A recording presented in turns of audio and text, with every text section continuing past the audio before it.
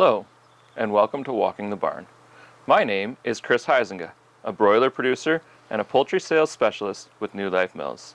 Today, we will be talking about springtime ventilation, the time of year when most of this country can see some of the largest daily temperature swings of the entire year. The first thing to understand about springtime ventilation is the difference between minimum and maximum ventilation. Minimum ventilation is when we are operating at or below our desired set point. The goal of minimum ventilation is the removal of litter moisture and lowering of CO2. If you want to know more about minimum ventilation, contact your local New Life Mills rep and ask about our winter ventilation handout.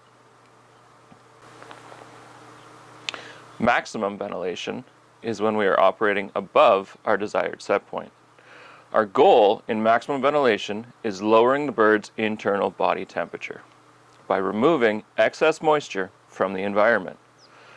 Birds' main way of cooling themselves is by panting, which puts moisture back into the air.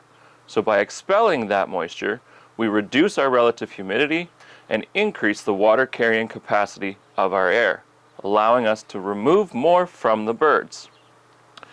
Lowering the relative humidity also makes the air feel colder.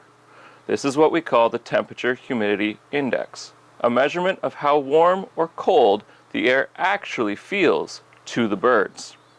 If you'd like to know more about maximum ventilation, contact your local New Life Mills rep and ask about our hot weather management handout. Knowing when to switch between minimum and maximum ventilation can be tricky.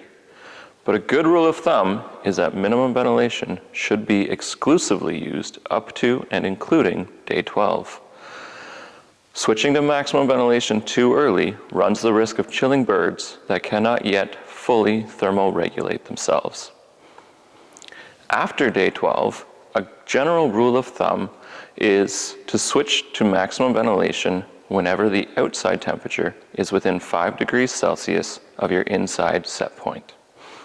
You may find that you need to switch between minimum and maximum ventilation daily. If this is the case, it is a good idea to uncover your big fans every morning and cover them up again every night to reduce the risk of the colder night air coming in and chilling your birds. If you have to run maximum ventilation for 5 consecutive days and nights, it is a good idea to implement a 2 set point system. One temperature set point during the day, that would be your normal temperature set point for that day of age for your birds, and another one at night that is 1 to 1.5 degrees Celsius below your normal desired set point.